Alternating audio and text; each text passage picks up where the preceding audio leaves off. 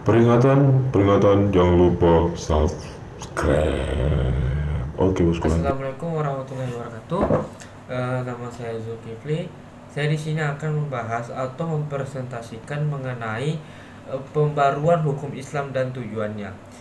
Nah, sebelumnya terima kasih kepada Bapak Herpin Yogi Pradita, MHI, selaku dosen pengampu filsafat hukum Islam.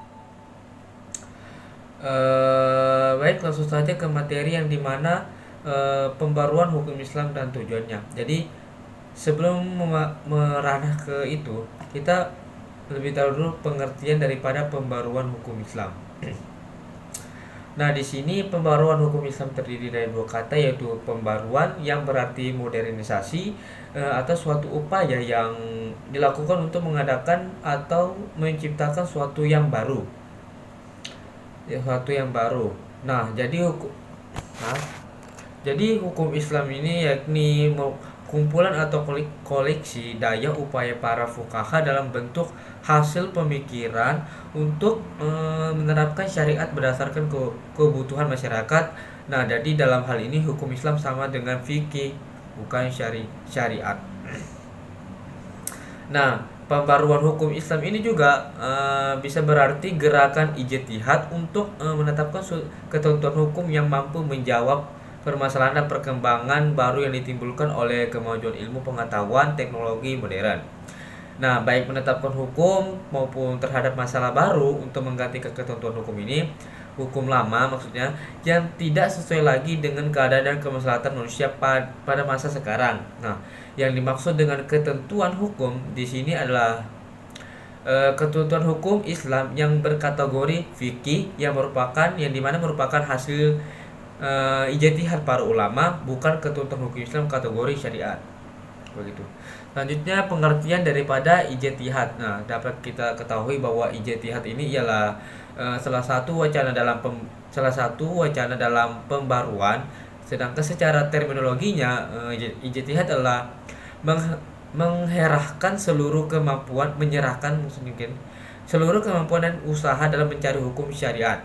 Nah, kata ijtihad ini pun hanya digunakan pada usaha yang memerlukan pengarahan tenaga semaksimal mungkin demi sebuah tujuan. Nah, pembaruan ini juga dapat dilakukan dengan usaha-usaha pentahkikan. Dengan usaha pentahkikan ini akan terlihat keaslian dan kemurnian daripada ajaran Islam itu. Nah, cara ini lebih mudah dibandingkan dengan ijtihad. Mengapa? Karena meskipun cara ini barangkali termasuk dalam wilayah ijtihad, dikatakan lebih mudah karena hanya mengoreksi sebuah pendapat, akan tetapi mudah lagi bila kita memiliki fasilitas di atas itu. Lanjutnya ada gerakan mendobrak taklid dan menghidupkan kembali ijtihad untuk mengembangkan suatu hukum Islam disebutkan sebuah gerakan pembaruan hukum Islam. Nah, sebab gerakan itu untuk menetapkan ketentuan hukum yang mampu menjawab permasalahan dan perkembangan baru yang ditimbulkan oleh kemajuan ilmu, pengetahuan serta teknologi modern. Selanjutnya suatu selanjutnya itu menetapkan ketentuan hukum yang mampu menjawab permasalahan dan perkembangan baru ini mengandung dua unsur. Nah, yang pertama, unsur menetapkan hukum terhadap masalah-masalah baru yang belum ada ketentuan hukumnya seperti bayi tabung gitu.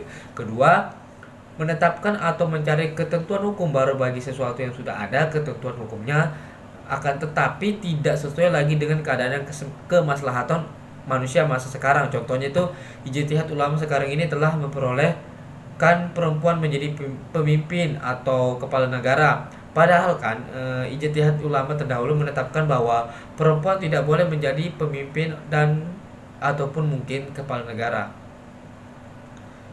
Baik, selanjutnya kita akan membahas mengenai tujuan daripada pembaruan hukum Islam ini. Nah, pembaruan hukum Islam merupakan salah satu keharusan atau bahkan kewajiban yang mutlak. Pembaruan atau modernisasi berarti berpikir dan bekerja menurut fitrah atau sunnatullah yang haqqa. Nah, sunnatullah ini telah mengejawantahkan dirinya dalam hukum Islam alam Maka untuk menjadi modern, manusia harus mengerti terlebih dahulu hukum yang berlaku dalam alam itu. Mengapa? Karena manusia di sini karena keterbatasan kemampuannya tidak sekaligus mengerti sunnatullah itu, serta melainkan sedikit demi sedikit dari waktu ke waktu.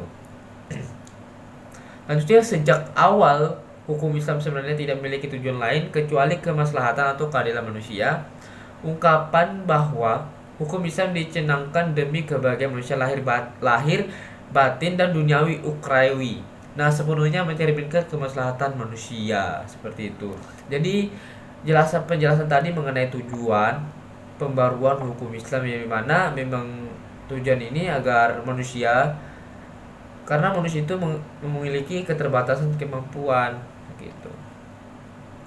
Mungkin sekian saja dari presentasi saya mengenai pembaruan hukum Islam dan tujuannya. Semoga mudah dimengerti. Mohon jika jika tidak